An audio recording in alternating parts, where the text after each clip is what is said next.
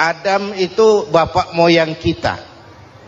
Dosanya satu, makan buah khuldi, dikeluarkan dari surga. Kita dosanya banyak, kepengen masuk, nggak nyambung. Hai Adam, dari tidak ada kamu saya adakan. Saya perintahkan tinggal di surga. Merasa sepi sendirian, saya ciptakan Siti Hawa supaya kamu tenang. Kamu boleh nikmati semuanya. Ini boleh, itu boleh, ini boleh, itu boleh. Makan, makanlah yang kau mau. Minum, minumlah yang kau suka. Pakai, pakailah yang kau senang. Satu yang saya minta, jangan dekati pohon khuldi. Itu kau tidak sanggup, keluar. Diusir dari surga. Sujud Nabi Adam. Kata riwayat 40 tahun sujud.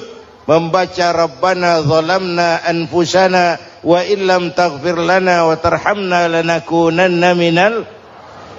Itu namanya istighfarnya Nabi Adam. Istighfar itu kan mengucapkan astagfirullah, basmalah, membaca bismillah. Jangan kayak teman saya disuruh banyak-banyak baca istighfar, benar-benar dia baca istighfar, istighfar, istighfar. Bukan itu maksudnya. Nah, maka salah satu amalan yang sangat dianjurkan di bulan Muharram ini memperbanyak istighfar. Tidak ada orangnya yang tidak. Ayo jujur, ini yang kumpul di sini semua, ada nggak yang nggak punya dosa? Yang merasa nggak punya dosa, ayo ke depan. Ada? Tidak ada. Setiap kita, entah kecil entah besar, sengaja terlupa, pasti mempunyai yang namanya khilaf dan salah. Dan Allah Tuhan kita bukan Tuhan pendendam. Allah Tuhan kita Tuhan yang ramah dan rahmah. Manusia, dosamu banyak, tapi ampunanku lebih banyak. Salahmu besar, rahmatku jauh lebih besar. Kau sujud di hadapanku, aku bangga melihatnya. Kau menangis di hadapanku, aku senyum melihatmu. Kau berjalan menujuku, aku berlari menyambutmu. Karena itu amalan yang sangat dianjurkan di bulan Muharram ini memperbanyak istighfar. Itu kalau istighfarnya Nabi Adam. Ada istighfarnya Nabi Yunus. Ibu kenal Nabi Yunus? Di mana kenalannya? So tahu. Nabi Yunus itu ketika berdakwah kepada kaumnya yang bandel, memberikan peringatan, kalau kalian tidak mau beriman akan turun azab. Kapan Yunus? Akan. Kenapa mesti akan? Sekarang aja kalau mau, saya tungguin. Kurang ajar betul ini umat. Akhirnya Nabi Nuh menghindar dengan perhitungan, kalau azab tidak turun saya sudah jauh. Meragukan janji Tuhan. Lalu naik kapal, dinaiki oleh Yunus, kapal mogok. Dicari siapa biang keroknya ini. Diundi, ternyata Yunus. Sampai 3 kali diundi.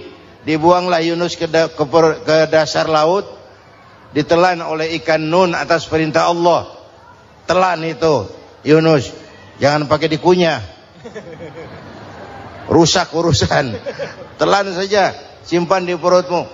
Dibawa oleh ikan nun ke dasar lautan. Itu yang oleh Quran dikatakan bertemulah 3 macam kegelapan. Zulumatun salas. Gelapnya tengah malam, gelapnya di dasar laut, gelapnya di dalam perut ikan. Itu namanya peteng. Mbahnya gelap.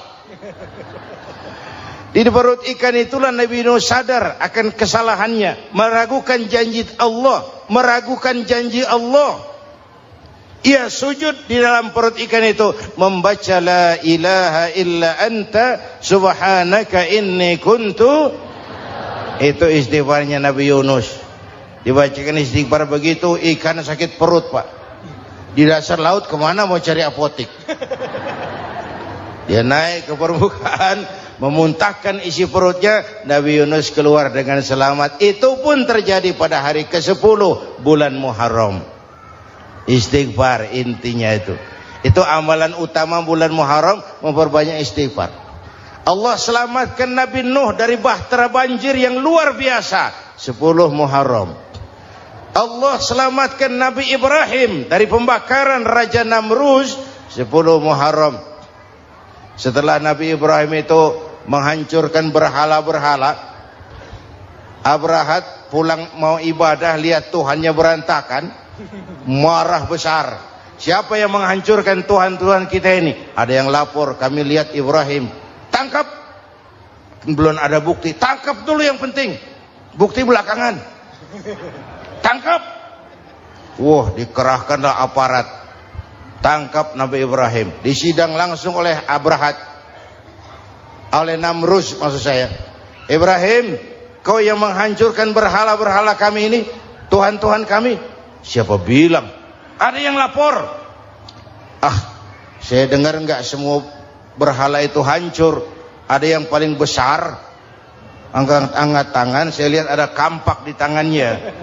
Barangkali yang besar itu iseng tuh, yang kecil-kecil dikampakin. Tanya aja sama dia, kamu gila? Kenapa? Masa kami disuruh nanya berhala? Nggak bisa jawab. Nggak bisa jawab. Lah kenapa disembah? Lebih gila mana sih? Tahu nggak bisa jawab kenapa disembah? Kurang ajar kamu Ibrahim. Bakar, dibakar. Ketika Ibrahim dilempar ke kobaran api yang menggunung, Allah perintah api, ya naru kuni bardan wa salaman ala Ibrahim. Hai api, dinginlah sampean. Api Madura waktu itu, Pak. Hai api, dinginlah sampean, selamatkan Ibrahim. Api tunduk kepada perintah Allah. Ibrahim masuk ke kobaran api, selembar rambut pun tidak terbakar. Kenapa? Apinya tunduk kepada perintah Allah. Kenapa?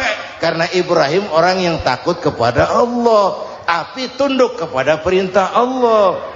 Kalau kita baca ayat itu, masuk ke api, mateng. Sudah hadirin yang saya muliakan, oleh karena itu selamatnya Ibrahim dari pembakaran Raja Namruz itu pun pada 10 Muharram, Yaumul Asyura, hari ke-10 dari bulan Muharram. Imedia. Bapak Ibu hadirin hadirat yang saya cintai, sebagian kecil tentang Nabi Adam, Nabi Ibrahim dan Nabi Yunus, tapi saya belum menceritakan tentang Nabi Nuh tadi. Mengulang kaji. Nabi Nuh salah seorang rasul yang masuk ulul azmi, 5 besar.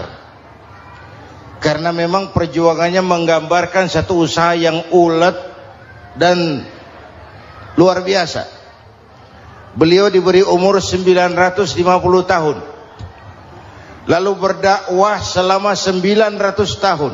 Sore, pagi, siang, malam, dapat pengikut tidak lebih 80 orang. Rata-rata 10 tahun satu. Kalau saya minta berhenti aja jadi nabi, Pak. Ustadz mana masih mau buka pesantren? 10 tahun buka pesantren, yang nyantri cuma satu. Pedagang mana yang masih mau dagang? 10 tahun dagang, yang beli satu. Pimpinan partai mana yang masih mau kampanye? 10 tahun buka partai, yang nyoblos satu. Bangkrut. Umatnya bandel, kurang ajar, durjana, bajingan, tengik. Umatnya Nabi Nuh ini kalau diceramahi, telinganya ditutup dengan tangannya. Nabi Nuh akhirnya rekes, Tuhan, siang malam saya berdakwah kepada umat ini. Tiap kali saya sampaikan dakwahmu, mereka tutup telinganya dengan tangannya. Alergi dengar ceramah. Apa itu ceramah? Non profit. Saudara-saudara, jadi mau kamu gimana, Nuh? Sudah Tuhan, habiskan saja orang kafir. Nanti kalau punya anak, anaknya pun kafir lagi. Lebih baik bapak moyangnya sikat habis. Biasanya kalau bapak kalong, anak kampret. Bapak nyolong, anak nyopet. Fotokopi gimana aslinya? Habiskan saja. Itu mau kamu Nuh? Iya. Oke. Nanti aku turunkan banjir Nuh. Buat kapal. Dengan apa saya harus buat kapal Nuh? Ya dengan kayu, kata Tuhan. Kayunya dari mana Tuhan? Ya dari pohon Nuh. Pohonnya belum ada Tuhan. Ya tanam dulu Nuh. Bikin kapal kayunya nanam pohon. Apa artinya? Perjuangan perlu kesabaran. Sukses itu ada prosesnya. Nggak bisa simsalabim abracadabra lalu kita mau sukses. Semua ada prosesnya. Walaupun kenyataannya begitu. Sukses banyak bapaknya, gagal itu yatim. Kalau kita sukses banyak yang ngakuin. Yang baru ketemu pakai manggil encing. Ketemu baru. Tapi sukses banyak bapaknya. Gagal yatim, nggak ada yang mau ngakuin kalau kita gagal itu. Udah bikin kapal dengan kayu di tengah kampung, bikin kapal ini. Bayangkan di tengah kampung bikin kapal, orang kafir makin menjadi-jadi. Lihat Nuh, kenapa? Makin sarap. Bikin kapal di tengah kampung mau belayar kemana? Tuh lihat, kalau orang nggak tahu tujuan, mountain setengah jalan.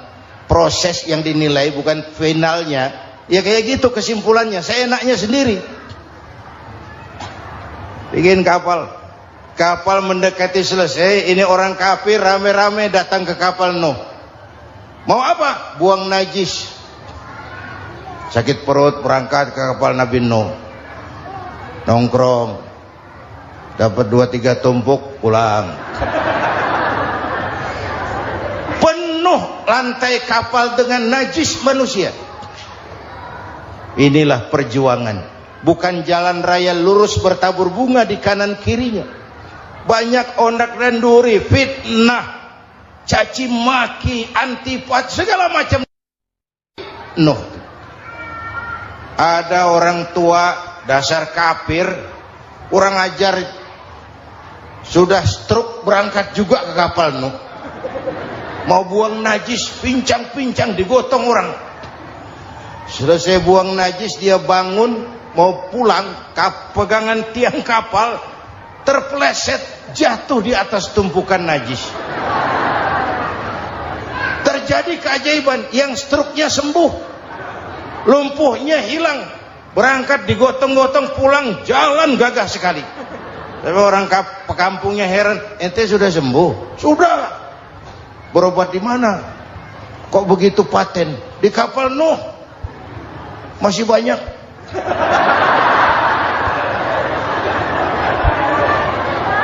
Yang berasa perlu obat bawa rantang. Ambil bersih lagi geladak kapal itu. Sudah selesai Nuh? Selesai. Oke, kau orang yang beriman bersamamu, binatang serba sepasang, naik Nabi Nuh, naik orang beriman, naik binatang serba sepasang. Ini cikal bakal penyelamatan manusia, Pak. Naiklah orang beriman, sudah naik semua, Nabi Nuh kontrol. Ini contoh buat kita, kontrol. Sudah naik semua teman-teman, sudah. Pemimpin yang baik bukan cuma terima laporan di belakang meja. Laporan itu yang mana juga bagus. Sama juga kampanye yang mana juga merdu. Kalau aja yang dihitung. Pernah ada calon bupati kampanye janji, kalau saya berhasil kita akan banyak bangun jembatan di daerah kita. Rakyat tanya, Pak, nggak ada sungai di kampung kita, Pak. Dia bilang, sungainya kita bangun sekalian. Udah kadung janji. Mana pula orang mau bangun sungai ini? Saudara-saudara, kontrol. Jangan cuma tunggu laporan di belakang meja. Semua laporan bagus. Ya Bu? Bu?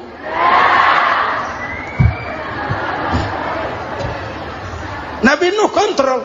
Sudah naik semua? Sudah Nuh. Pulan bin Pulan naik. Naik Nuh. Paimin bintu Kijo. Naik, kami lihat naik. Ada orang Jawa juga Kiai? Ada. Sudah kontrol, Kan'an anak saya ikut nggak naik kapal? Kami tidak lihat itu no. Kan'an. Ini potret. Bapaknya aktif ke masjid, ibunya rajin ke majelis taklim, anaknya keleleran kemana-mana. Bukan di sini, di Prancis. Udah di sini insya Allah sama.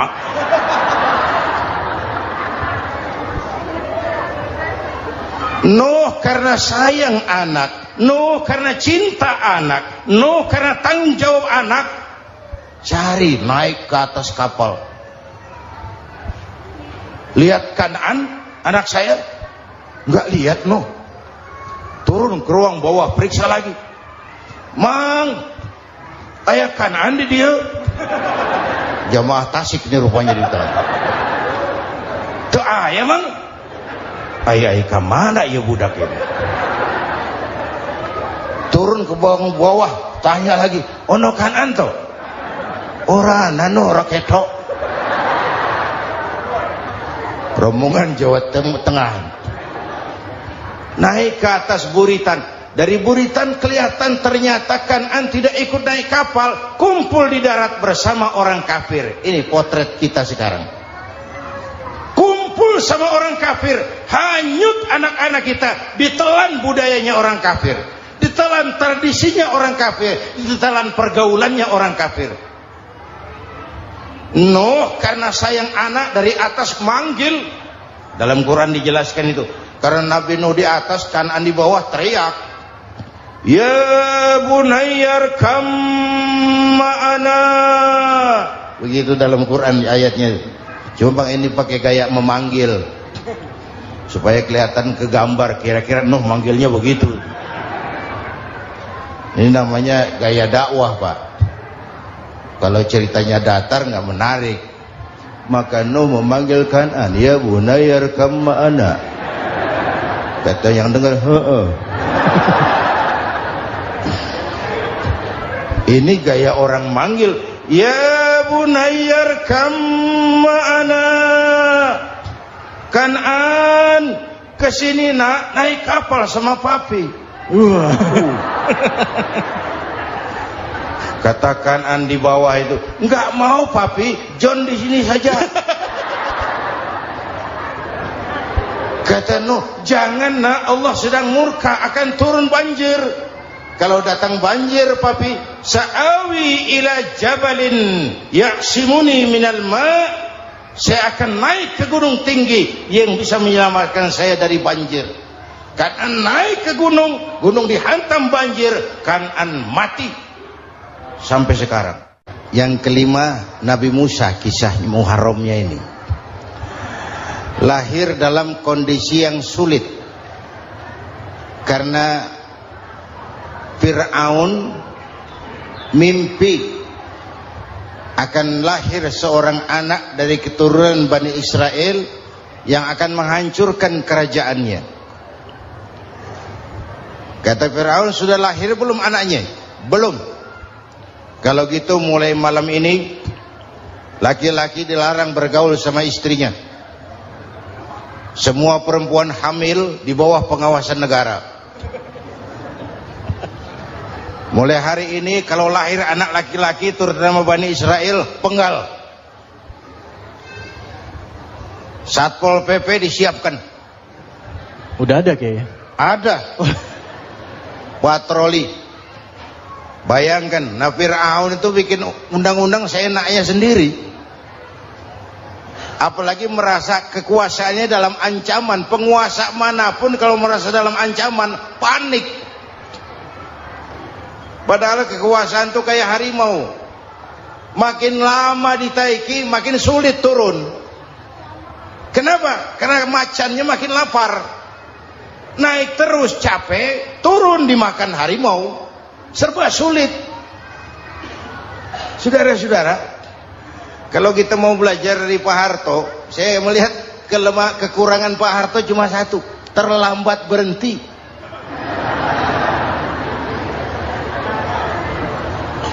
terlambat berhenti.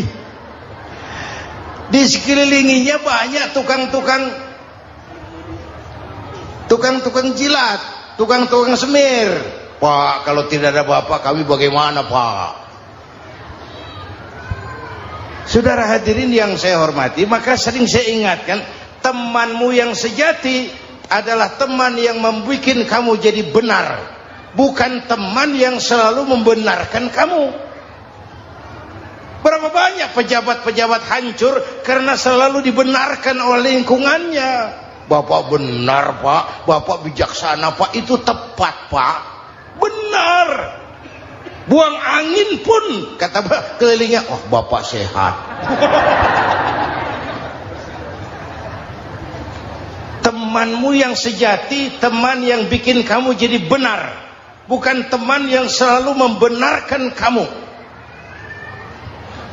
Bapak Ibu hadirin yang saya hormati, tapi kehendak Allah terjadi. Lahirlah Musa. Bayinya dihanyutkan di sungai Nil. Bayi sudah menderita, dihanyutkan di sungai Nil. Dan akhirnya besar di lingkungan istana Fir'aun.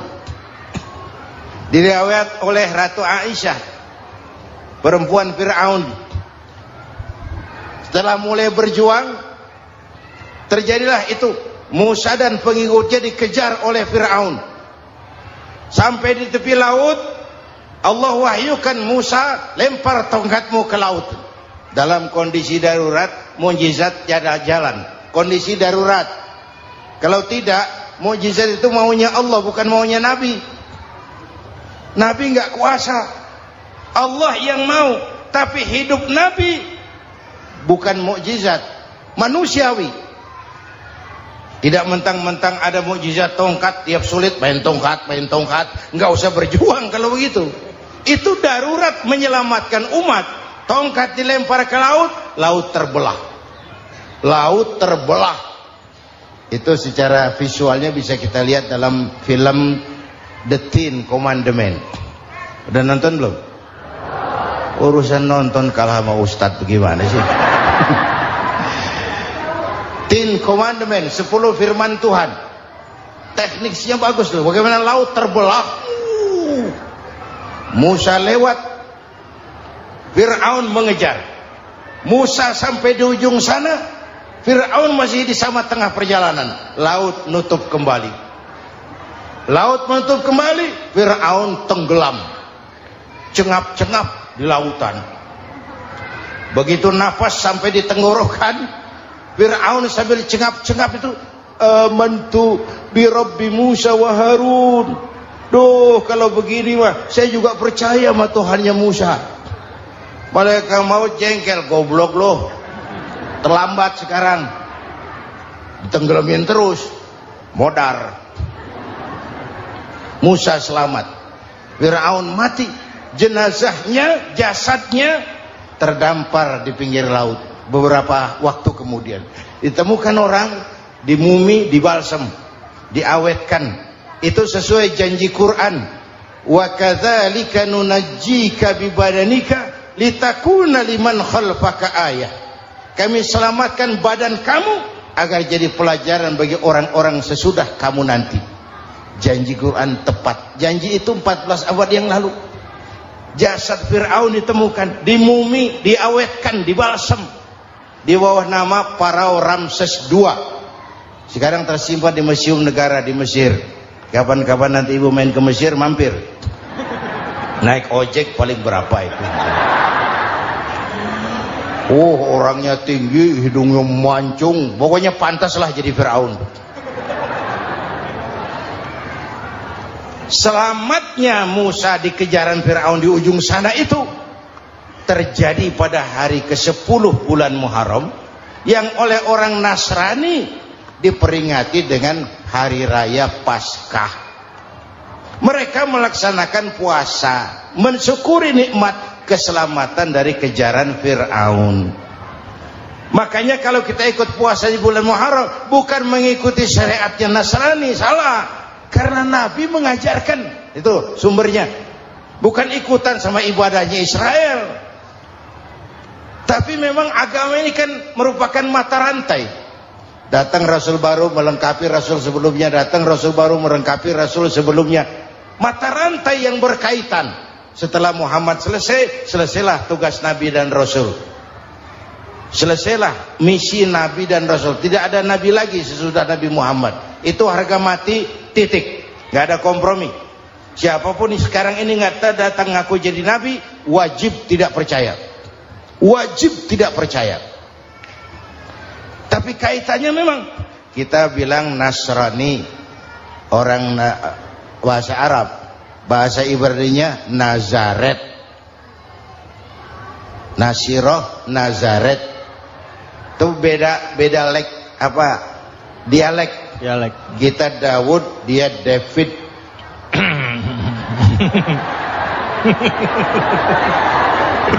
Ibrani. Kita Ali, dia Alek. Kita Sulaiman, dia Solomon. Kita Camat, dia Comot. ini yang ngomong ini comot sembarang. Imedia. Bapak dan Ibu jamaah yang saya cintai, pertanyaan pertama, hijrah qalbiyah. Ada hijrah badaniyah, hijrah fisik yang dilakukan Nabi dan sahabat dari Mekah ke Madinah. Itu hijrah badaniyah. Ada hijrah qalbiyah, hijrah hati. Dan ini yang kita perlukan sekarang. Karena refleksinya akan membias kepada alur kehidupan. Kalau hati kita mau berhijrah, fisik akan mengikuti. Hijrah dari tempat, dari malas ibadah menjadi rajin ibadah. Hijrah dari maksiat kepada yang ma'ruf, dari berpecah belah menjadi bersatu. Hijrah seperti itu yang sangat kita perlukan. Apalagi masyarakat ini paternalistik. Kita harus hijrah mental sekarang ini. Maka yang disampaikan tadi benar. Seorang ketua MK siap mengundurkan diri kalau terbukti anak buahnya terlibat suap. Itu walaupun siap, tapi sudah angin segar buat rakyat. Bahwa masih ada banyak insya Allah pejabat kita yang punya harga diri. Walaupun ada juga pejabat kita yang muka tembok, kulit badak, kuping kebo. Muka tembok, kulit badak, kuping kebo. Biasanya kalau kereta api tabrakan di negara-negara maju, Menteri Perhubungannya mundur. Di kita petugas palang pintu dipecat. Jauh sekali menteri sama petugas palang pintu. Yang benar-benar diadili yang krocok-krocok, kopral-kopral itu. Padahal hadisnya jelas, ar-rashi wal murtashi finnar. Yang nyuap dan yang nerima suap, dua-duanya neraka. Kasus potret belakangan ini, yang nerima suap, yang diuber, yang nyuap aman, yang nyuap aman, yang korupsi pajak dikecil-kecilin, yang ngemplang pajak aman. Padahal ngemplang pajaknya triliunan, padahal dia sudah dikasih fasilitas oleh negara mengelola sumber daya alam negara yang artinya milik rakyat. Dia harus bayar pajak, uang pajaknya dikumpulkan bagi sebesar-besar kemakmuran rakyat. Itu tindakan merugikan rakyat. Karena itu betul, saya setuju, hijrah qalbi yang perlu kita lakukan sekarang. Hijrah hati. Kita ini bangsa Indonesia, seperti timnas. Timnas sekarang anak-anak muda sudah berani pakai baju PSSI. Iya. Kenapa? Menang. Coba kalau kalah terus, nanti menang.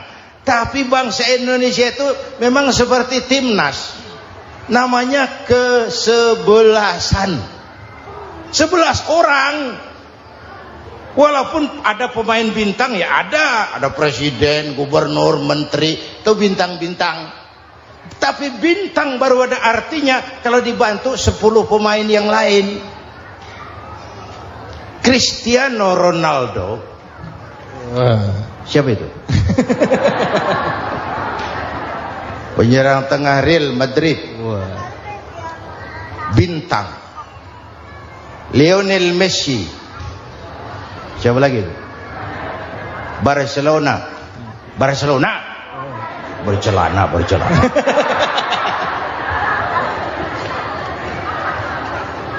Michael Rooney, bintang Manchester United.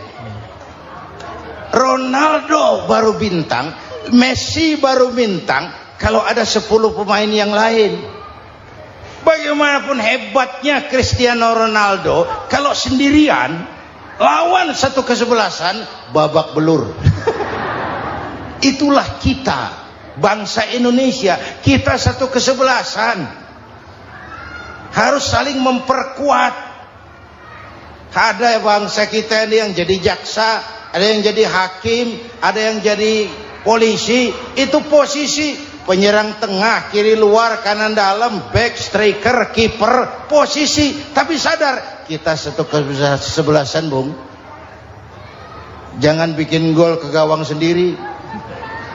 Kalau punya bola bagus, operan dong sama temannya. Yang bisa menciptakan gol, operan. Ada yang jadi pengusaha besar, bagus boleh. Punya untung besar, operan. Kasih masjid, kasih pesantren, operan. Ini kesebelasan kita kalau punya bola, pelitnya setengah mati, Pak. Nggak mau ngoper. Bawa sendiri, mending bikin gol. Enggak. Kita ini satu kesebelasan. Satu sama lain harus saling memperkuat. Bahwa ada penyerang tengah, itu si posisi. Tapi kalau memang peluang memungkinkan, ayo dong operan. Saya iri sama kesebelasan Nasrani di Indonesia. Mereka kalau punya bola, operannya cakep. Gereja cepat selesai, rumah sakit Kristen cepat selesai. Kenapa? Operannya bagus. Kita ini kalau punya bola bawa sendiri, nggak mau ngoper, maka masjid nggak selesai-selesai. Madrasah banyak yang bocor, rumah sakit Islam kalah bersaing. Kenapa? Operannya berat. Ayo menyadari, kita ini timnas, satu kesebelasan. Jangan menjegal kawan seiring, kawan sendiri dijegal. Sudah musuh terlalu kuat, gawang sendiri dijebol. Akhirnya terbalik kita ini. Ujian terberat telah diberikan Allah kepada para anbiya, kemudian para aulia, kemudian para ulama. Summal amsal fal amsal, ke bawah dan ke bawah. Diuji setiap orang menurut kekuatannya berpegang kepada agama. Kalau karena anak Melayu bilang, kalau takut dengan ombak, jangan berumah di tepi pantai. Kalau takut diterjang ombak, jangan berumah di tepi pantai. Kata ibu tadi, mau jadi pohon tinggi, harus berani ketiup angin. Makin tinggi pohonnya, makin keras anginnya. Takut angin, jangan jadi pohon tinggi, jadilah rumput. Nggak ditiup angin, tapi diinjak kebo. Apa yang nggak ada resikonya? Apa yang nggak ada resikonya? Semua nabi ada yang dihantam kekuasaan yang arogansi. Ibrahim berhadapan dengan Namrud. Musa berhadapan dengan Fir'aun. Ada yang diuji dengan berhadapan umat yang sangat kurang ajar. Ada yang diuji dengan gosip yang dahsyat. Nabi Yusuf digosipi sama Zulaikha itu. Nabi Yusuf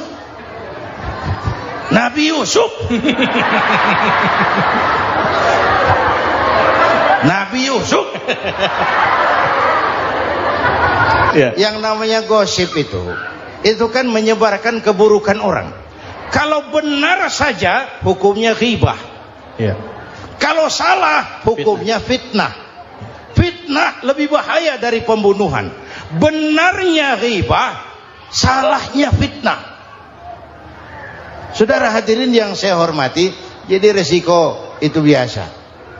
Tidak ada yang tanpa resiko. Kalau takut ombak, jangan berumah di tepi pantai. Tinggal bagaimana kita menyikapinya. Kalau kita dewasa, ini bagian ibadah saya kurang. Mungkin karena dia omongin orang, tambah pahala saya. Mungkin karena dia omongin orang, tambah pahala saya. Maka saya ngadepi gosip sepatah pun saya nggak ngomong. Saya cicing wae cicing. Saya percaya masyarakat tuh punya filter. Amin. Insyaallah. Saya percaya Tuhan tuh nggak tidur. Kemudian melahirkan kita ke alam dunia ini, secara biologis bahan kita sama, dan tidak itu yang menentukan ketinggian